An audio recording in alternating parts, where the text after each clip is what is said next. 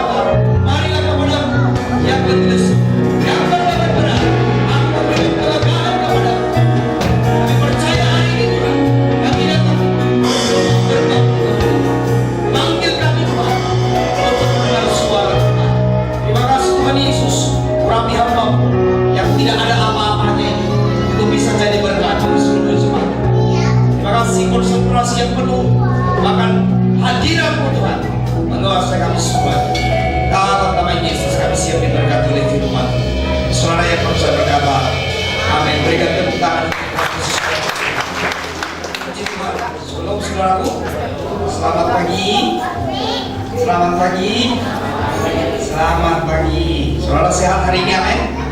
Saudara senyum dong. Kalau saudara berbakti sama Tuhan, senyum. Coba kasih dulu senyum kiri kanan. Saudara sepertinya senyumnya jarang, sepertinya pelit sekali. Ya, coba senyum. Ke rumah Tuhan itu senyum, saudara. Karena banyak orang hari ini senyum pun harus dibayar. Kalau saudara, orang yang senyum itu menunjukkan bahwa saudara pasti awet muda. Betul. Karena menurut secara medis, orang yang suka senyum itu rahangnya itu lebih elastis. Benar loh, benar. Jadi pendeta tidak pernah salah, betul ya? Karena saya bilang pendeta cuma 2 poin ya. Pasalnya ya, kalau pasal 1 pendeta tidak boleh salah. Pasal 2, apabila salah kembali ke pasal 1 kan kira-kira. Haleluya. Nah, hari ini kita akan belajar firman Tuhan. Ada satu pasangan yang akan ditentukan. Lalu nanti sore ada sekitar 4 atau 5 akan ditentukan. Gereja ini tahun lalu menemukan sekitar 11 atau 12 pasangan. Yang salah satu gereja pemecara kor di wilayah Jawa Barat yang bisa menentukan pernikahan sebanyak itu, saudaraku. Jadi gereja ini gereja yang diberkati Tuhan. Sebab oleh karena satu orang pernikahan, Yesus sampai repot membuat air jadi anggur. Ya, jadi apabila banyak dinikahkan, gak tahu kebanyakan anggur kali di tempat ini. Haleluya. Nah, hari ini saya akan memberikan satu tema firman Tuhan. Bisa ditayangkan Pak, khotbah saya nggak panjang karena tadi saya sudah di SMS oleh Ibu Badaraya. Jangan terlalu lama Pak, katanya saudara Tuhan. Seberapa besar kasih kita kepada Tuhan? Ini suatu hal yang pertanyaan yang sederhana sekali. Seberapa besar cintamu kepada Tuhan? Kata kasih yang dimaksud di sini adalah cinta yang tidak meminta syarat.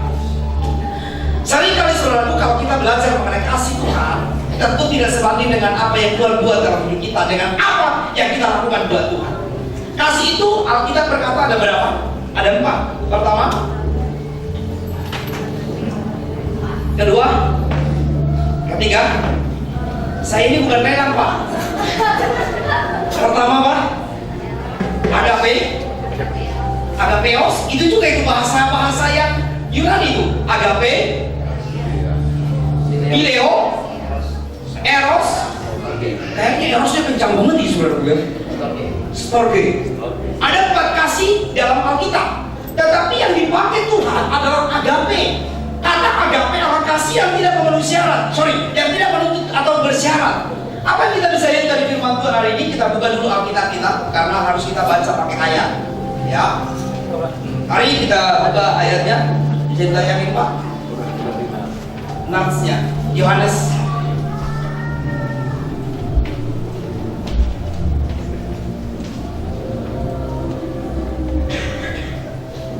Oke. Ini dia. Matius pasal 22.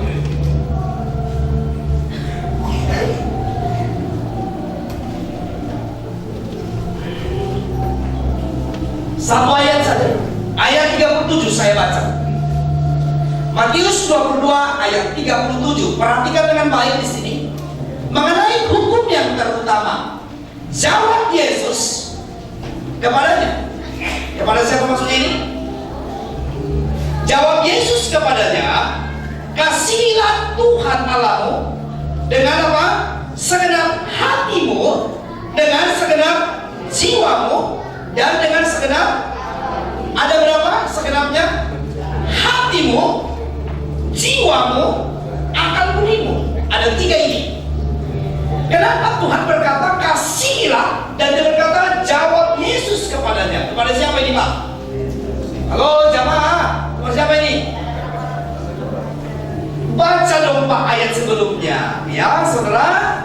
Dikatakan di sini kasihilah Tuhan Allahmu dengan segenap hatimu. Kalau kita lihat dari firman ini saudaraku, ini menunjukkan kepada siapa? Ahli Taurat, orang Farisi. Karena saudaraku pada waktu itu ada banyak orang-orang datang kepada Tuhan, bukan lagi mencari hadirat Tuhan, tapi justru untuk menyalahkan Tuhan. Makanya dia berkata kepada orang Farisi, karena Yesus membuat banyak mujizat, banyak hal-hal yang ajaib, lalu mereka mencari-cari kesalahan Yesus. Hati-hati Pak, pengajaran penyesatan hari-hari ini, orang pakai Alkitab sekarang bukan lagi untuk merenungkan firman, tapi untuk menyesatkan orang.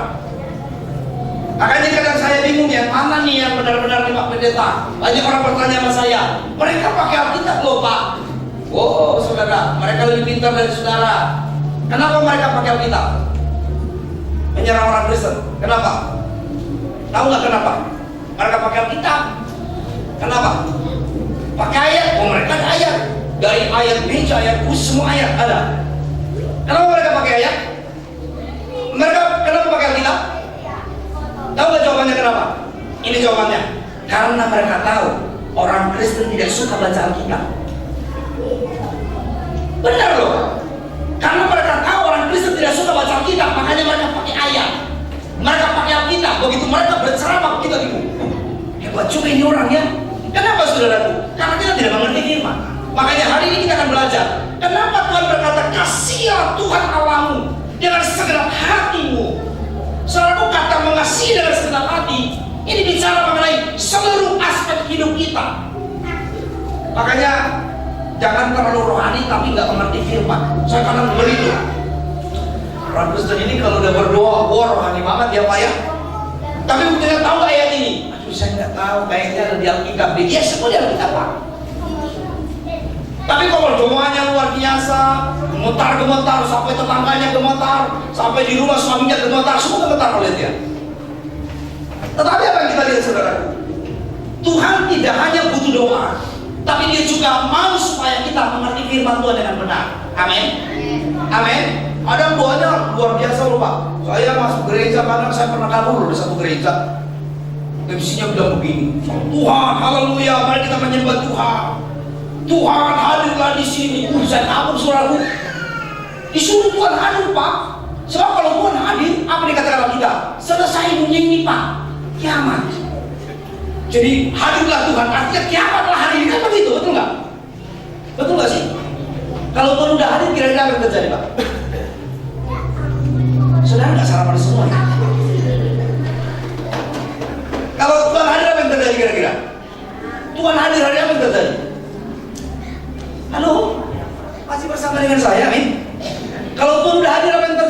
kata kita? Selesai. Jadi ternyata suruh Tuhan hadir di gereja itu. Selesai Pak. Cicilan belum lunas. Berarti salah dong? Salah. Jangan pernah suruh Tuhan hadir, tapi hadiratnya lah yang hadir. Amin.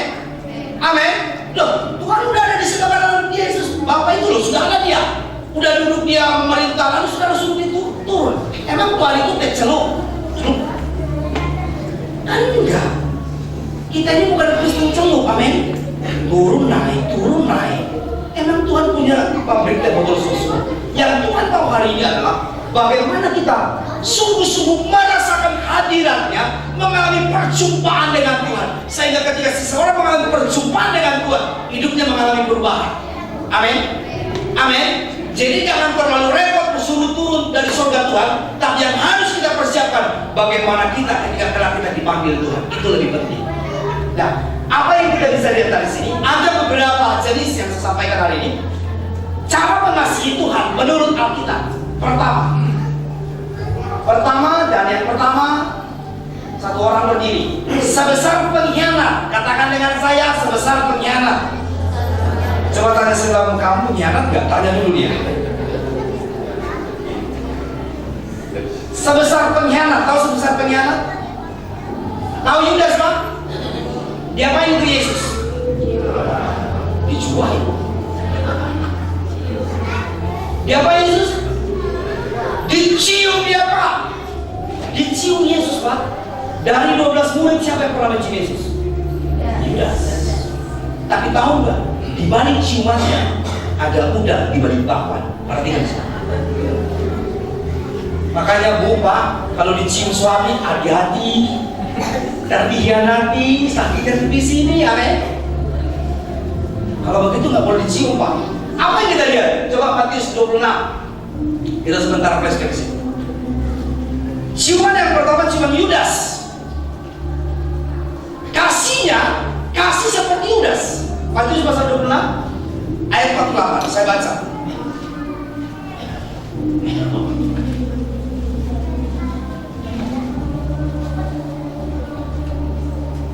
Orang yang telah menyerahkan dia telah memberitahukan tanda kepada mereka.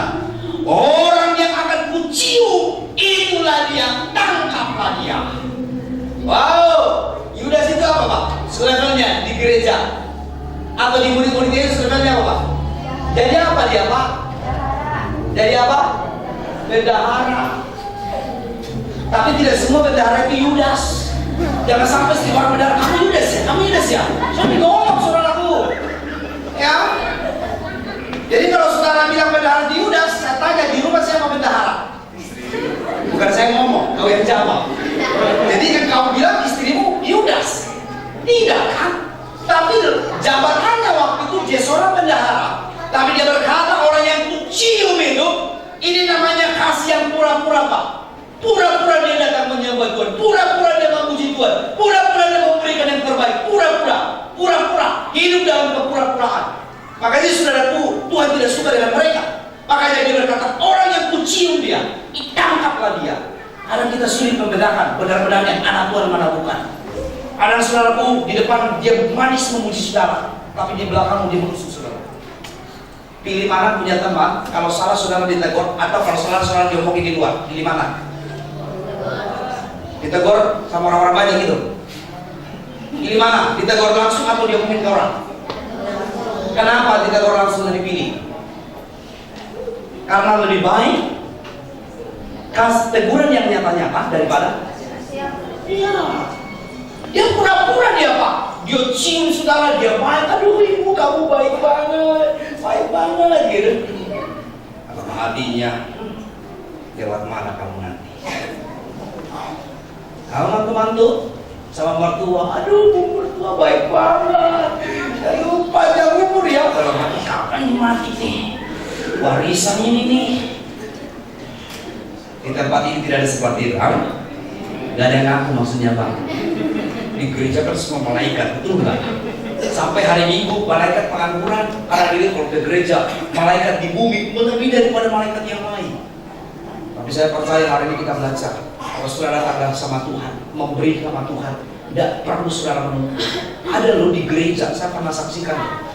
Wah, cinta Tuhannya luar biasa. Luar biasa. Dia bilang, Tuhan, kalau Tuhan itu memberkati aku, apapun akan kuserasi. Gereja butuh kursi, tak kasih buat gereja. AC butuh, saya kasih. Semua dikasih loh. Tapi ingat Tuhan, usaha yang satu itu, restoran yang tak buka, harus engkau berkati. Kalau enggak Tuhan, saya enggak kasih. Oh, diberkati Tuhan Pak.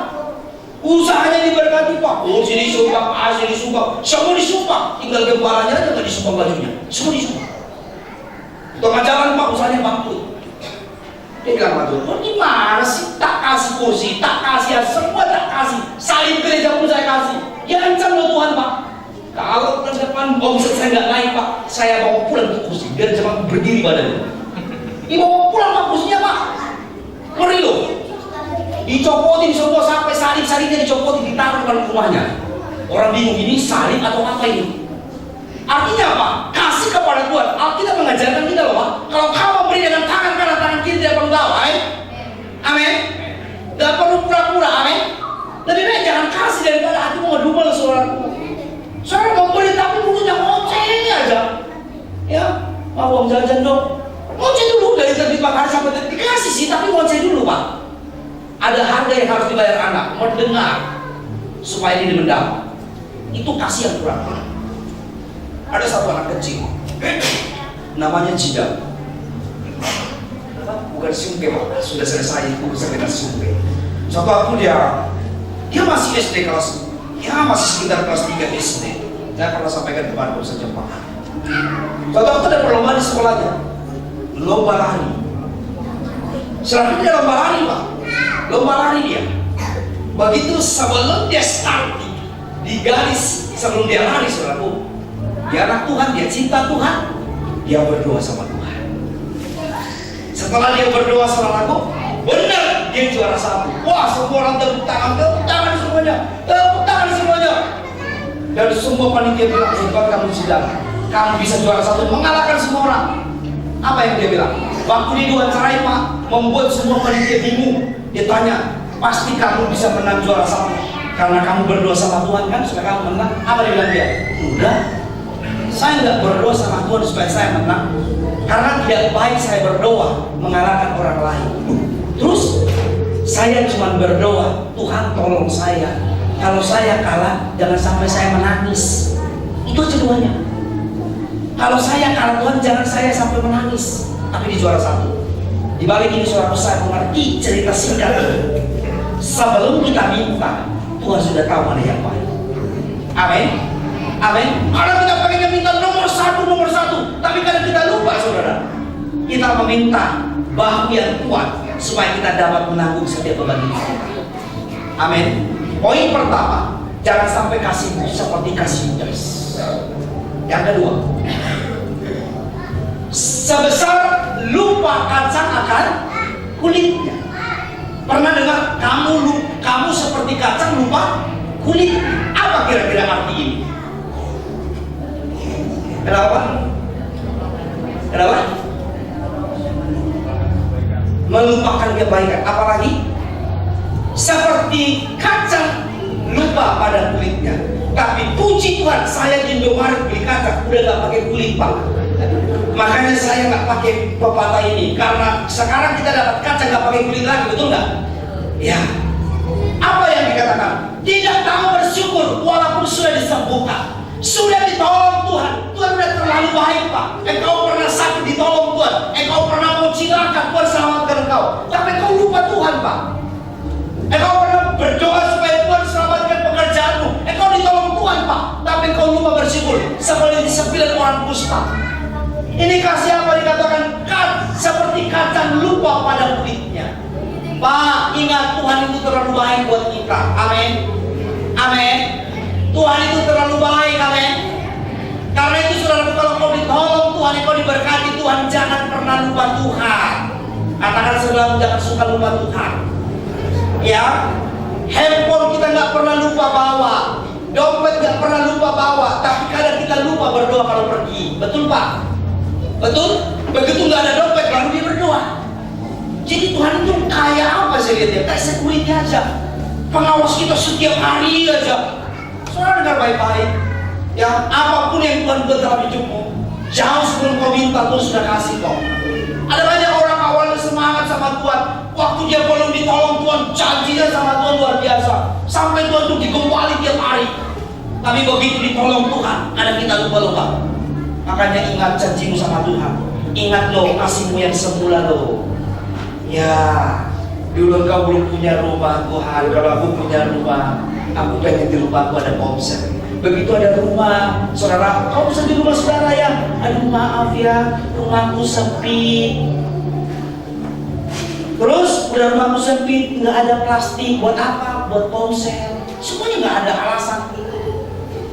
Saudara ngomong dulu sama Tuhan loh, kalau jabatanku level manajer Tuhan, aku pasti kasih lo persepuluhanku. Begitu jadi manajer, ternyata pengeluaran juga banyak.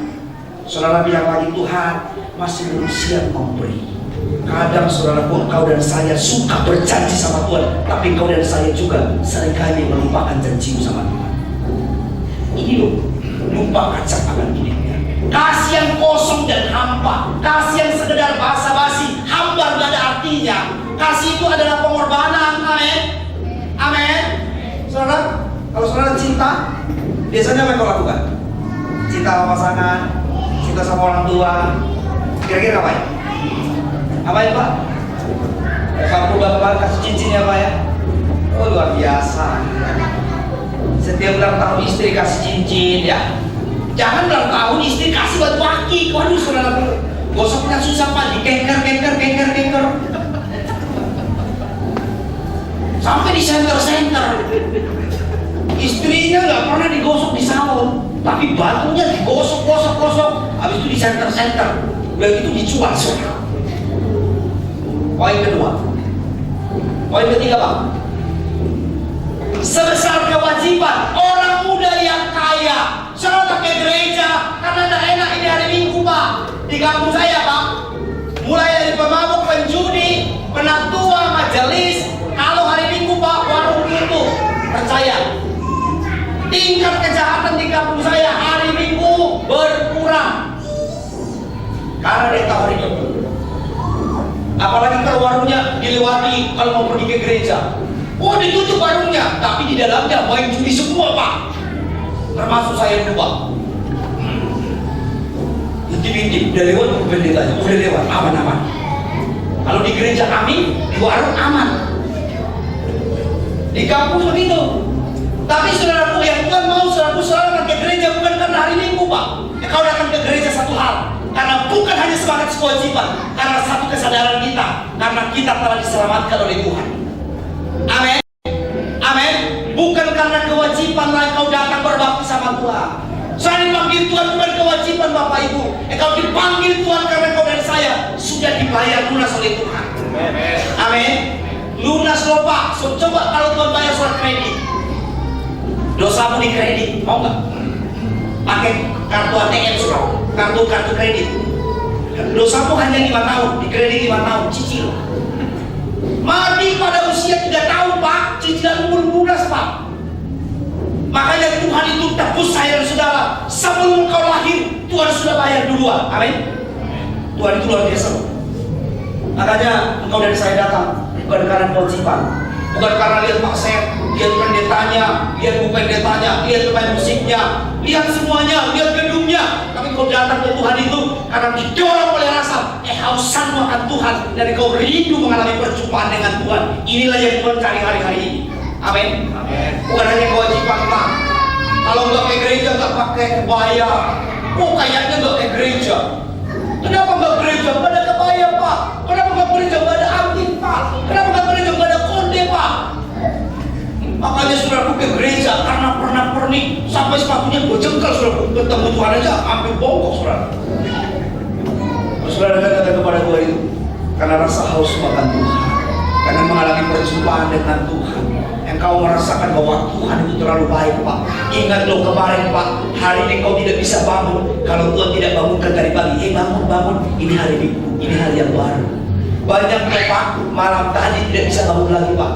Saya dapat SMS dari teman saya, salah satu hamba Tuhan namanya Peter Condro. Dia pendiri Mission Care. Dia mati, sudah meninggal dunia. Tadi malam sekitar jam 10 malam. Dia pendiri misioner yang ada di Kelapa Gading, pengkhotbah yang luar biasa. Masih muda saudara. Dia meninggal dipanggil Tuhan. Saya kalau lihat orang meninggal Pak, saya nggak takut lihat orang meninggal. Yang saya sedang introspeksi diri saya, kalau saya nanti mati, bisa nggak siap seperti dia? Persiapkan hari kematianmu seperti kau mati hari esok Pak. Amin. Amin. Tapi bekerjalah seolah-olah kau hidup 1000 tahun yang lalu, supaya kau bisa bekerja keras. Waktu saya baca, oh iya, satu-satu hamba Tuhan dipanggil Tuhan. Tahun yang lalu, bukan tahun yang lalu, tahun ini pendeta besar Petrus Agung dipanggil Tuhan. Walaupun namanya Agung, dipanggil yang Agung juga saudara dari surga. Petrus Agung, gerejanya besar, saya pernah ada di sana, ribuan orang. Waktu dia mati Pak, semua jemaat tidak rela dia mati. Sampai ada doa membangkitkan Petrus Agung. Benar loh Pak. Begitu didoain gak bangkit-bangkit Pak. Sampai disuruh berdoa siapa? Abang Betul dikirim SMS, WhatsApp, tolong berdoa supaya rohnya kembali. Karena menurut jemaatnya, ketika Petrus Agung khotbah, orang mati bisa bangkit Pak. Jadi mereka yakin Petrus Agung itu gak mati, dia pasti bangkit. Doa sampai satu malam Pak, doa Pak. Dan terjadi mujizat. Saya tanya saudara, apakah betul mujizat tidak terjadi? Kalau orang mati, mujizat terjadi nggak Pak? Halo? Kalau orang mati, mujizat tidak terjadi? Halo Pak? Kalau kira-kira meninggal, mujizat terjadi nggak di situ Pak? Soalnya nggak ikhlas ya? Terjadi nggak Pak? Kalau orang meninggal, ada mujizat nggak di situ Pak? Nggak ada. Nggak rela mati ya? Nggak rela. Justru kalau kau nggak rela, direlakan Tuhan loh. Saudara nggak boleh. Justru kematian itu anugerah Tuhan loh.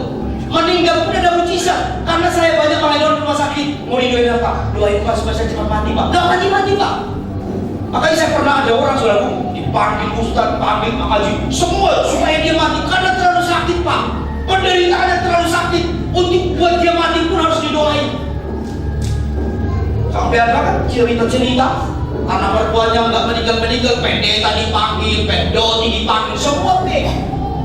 Ya udahlah, udah dipanggil semua, udah dicekik aja dia mati, dicekik saudara. Karena Tuhan tidak turut tangan, aku yang turut tangan kata saudara. Dengar baik-baik, dunia ini jahat. Oh yang kedua, ketiga, sebesar kewajiban. Belum mengasihi Tuhan dengan hartanya. Saudaraku, harta itu adalah sementara. Kalau kita cinta Tuhan, begitu kita ditantang, mau kasih bantuan berapa? Mau kasih bantuan ini? Kita hitung-hitungan pas sama Tuhan, jujur. Saya pun masih hitung-hitungan. Kalau cuma di sini sih nggak pernah hitung-hitungan. Amin. Amin. Amin. Baru sebatas itu. Yang keempat,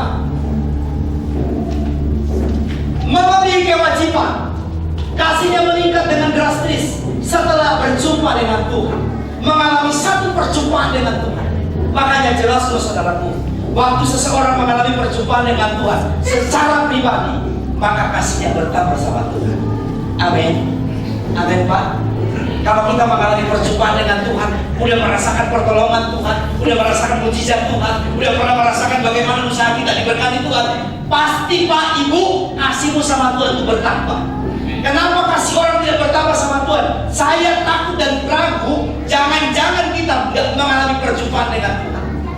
Tapi kalau orang sudah mengalami perjumpaan dengan Tuhan, sekalipun golok ditaruh di leher, engkau tetap cinta Tuhan. Katakan amin. Amin. Makanya lihat orang-orang kisah para rasul, waktu mereka dibunuh saudaraku, dianiaya, mereka tidak mundur.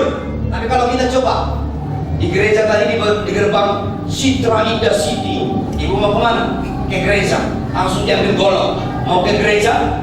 Kalau ke gereja mati, kalau pulang hidup, pilih mana Pak? Hah? Hah? Pilih mana? Pilih mana? Pulang atau ke gereja? Ke gereja ya? Ke gereja ya? Ya aku masuk memastikan ke gereja. Karena udah tua ya, nggak apa-apa lah. Lebih baik aku mati di rumah Tuhan.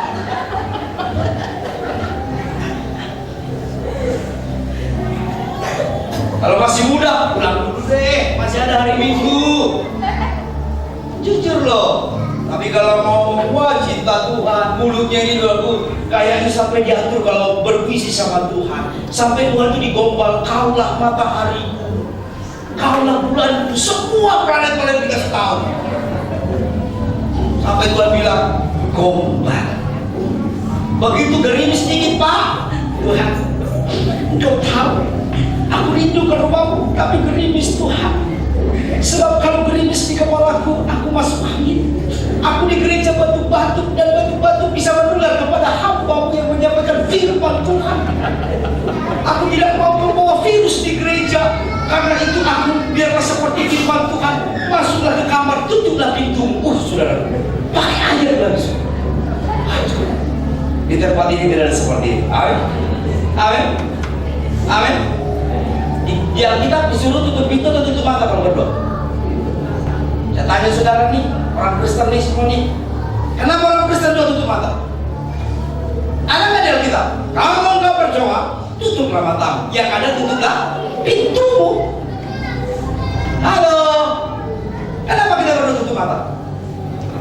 Ada nggak ayatnya, Pak? Baru mikir ya, iya ya. Kenapa kita selama ini doa tutup mata ya? Ada nggak di Alkitab? Yesus berdoa tutup mata atau buka mata? Tutup mata. Kapan tahu tutup mata Yesus tutup mata? Kayak pernah aja berdoa bareng sama Yesus. Yesus aja nggak pernah ngaku saudara pernah berdoa sama dia. Ada nggak di Alkitab orang Kristen doa tutup mata? Nggak ada. Terus kenapa tutup mata kalau berdoa?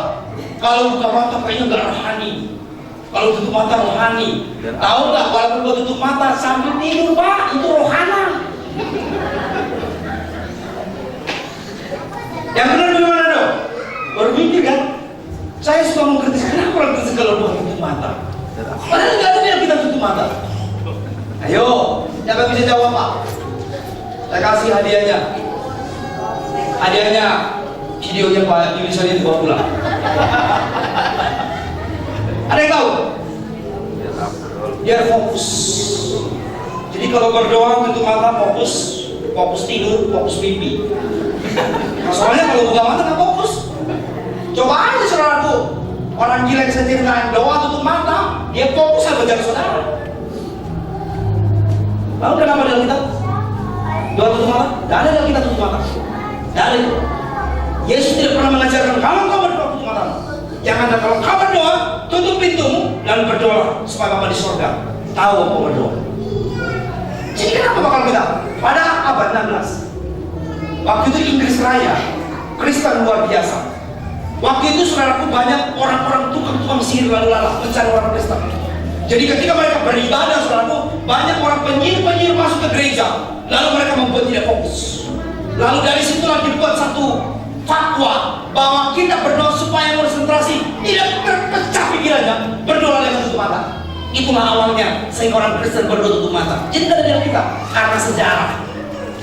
Makanya kebiasaan kita berdoa tutup mata. Coba kalau dia selama teologi saya, Pak, soalnya berdoa tutup mata, kelaparan, Pak. Benar, Pak. Saya waktu asrama teologi masuk, angkat tangan berdoa. Tuhan terima kasih buat berkat-Mu, ayam makanan di sini. Amin. Itu sudah pindah, tidak ada ayamnya. Begitu saya tanya, kenapa yang saya pindah? Dia bilang, kalau di gereja Tuhan mengangkat orang percaya. Kalau dia selamat, Tuhan mengangkat setiap ayam. Jadi pengangkatan terjadi sebenarnya. Dari situ saya tidak mau ditipu. Mulai dari situ saya berdoa dan bercakap-cakap. Berdoa pegang sambil lirik-lirik. Itu mau diambil, oh kamu pencurinya. Itu baru benar saudara. Jadi boleh doa tutup mata tergantung situasinya, Pak. Amin. Amin. Betul nggak, Pak? Selalu berdoa. Hari kita Pak, ini Jakarta penuh sekali. Kita orang Kristen dari kampung, dari Tapanuli. Kita harus berdoa sambil menyeberang, ditabrak, Pak. Betul nggak? Jadi tergantung situasinya kita berdoa pakai mata, tutup telinga. Tapi kalau firman Tuhan berkata, yang penting hatimu benar-benar mengalami perjumpaan dengan Tuhan. Amin. Amin. Nah, yang terakhir, yang kelima, memberi dari kekurangan. Katakan dengan saya, memberi dari kekurangan. Tanya sebelah, kamu kekurangan enggak? Tanya dulu deh, kamu kekurangan enggak? Tanya dulu sebelahmu, kamu kekurangan enggak? Kok malu tanya? Ya. Kalau kekurangan, belajar memberi. Bagaimana supaya kau diberkati Tuhan? Belajar memberi dari kekurangan. Itu bukan kata saya, itu kata firman Tuhan. Sebab orang yang memberi dengan kekurangan, justru mereka mengalami melipat ganda. Contoh firman Tuhan, memberi dari kekurangan, sementara banyak orang memberi dari kelebihan. Kalau kau memberi dengan kelebihan upah, itu biasa. Tapi kalau kau belajar berkorban dari kekuranganmu, itu baru luar biasa. Amin. Amin Pak. Kalau kau memberi 100.000, kalau kau punya 10 juta, itu biasa. Tapi kalau kau memberi 100.000 sama Tuhan, hanya itu jauh satu-satunya, itu baru luar biasa. Jadi bukan soal nominalnya. Makanya saya Tuhan hari ini belajar memberi dari kekurangan. Sebab Tuhan memberkati orang-orang yang memberi dari kekurangan. Amin. Jangan tunggu jadi kaya baru memberi. Selalu saya bilang, jangan tunggu jadi kaya baru memberi. Tapi mulai hari ini, memberilah walaupun kau belum kaya. Sebab apabila kau sudah diperkaya, engkau tidak takut memberi. Katakan amin. Amin. Amin. Amin. Wah, kalau saya udah punya mobil Pak, makanya saya ke gereja. Jangan tunggu harus punya mobil baru ke gereja Pak. Banyak orang di kampung saya, di kampung sana Pak, hanya punya motor datang ke gereja. Jangan tunggu harus punya motor dulu baru datang ke gereja. Banyak juga Pak orang nggak punya motor, jalan kaki Pak, baru datang ke gereja. Jangan pernah tunggu, jangan pernah tunggu. Mulai hari ini belajar melakukan yang terbaik buat Tuhan. Amin Pak. Amin. Amin. Bilang sebelah jangan suka tunggu-tunggu. Nah itu dia. Iya, tunggu dulu. Sebab cenderung Pak manusia ini ya, kalau sudah diberkati kita itu lupa sama Tuhan. Jadi jangan tunggu. Yang terakhir, memberi hidup. Dengan saya katakan, memberi hidup. Stefanus, bukan yang di pastori. Ini Stefanus yang benar. Karena Stefanus yang benar dia memberi hidup di sini.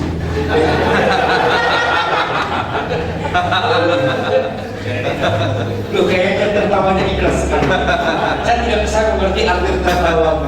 Berarti ada di tengah-tengah kita hari ini Stefanus yang harus diserahkan kepada Yesus. Amin. Haleluya. Memberi hidupnya.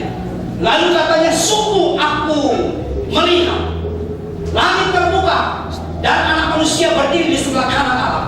Maka berteriak-teriaklah mereka sambil menutupi telinga serta menyerbu dia. Mereka menyeret dia keluar kota lalu melemparinya, dan saksi-saksi meletakkan jubah mereka di depan kaki seorang muda yang bernama Saulus. Sedangkan mereka melempari Stefanus berdua, katanya, "Ya Tuhan Yesus, terimalah roh." Ingat, Stefanus mati di depan Paulus. Ini orang-orang yang dahsyat. Sampai dilempari dia, sampai dia mati. Pak, Ibu, maafkan saya kalau saya ngomong begini. Kita belum ada apa-apanya, tapi kita kadang suka mengeluh sama Tuhan. Kadang hanya kaki kita sedikit sakit pun, kita menggadang datang ke rumah Tuhan. Stefanus selalu dilempari sampai dia mati, tapi dia berkata, "Terimalah roh."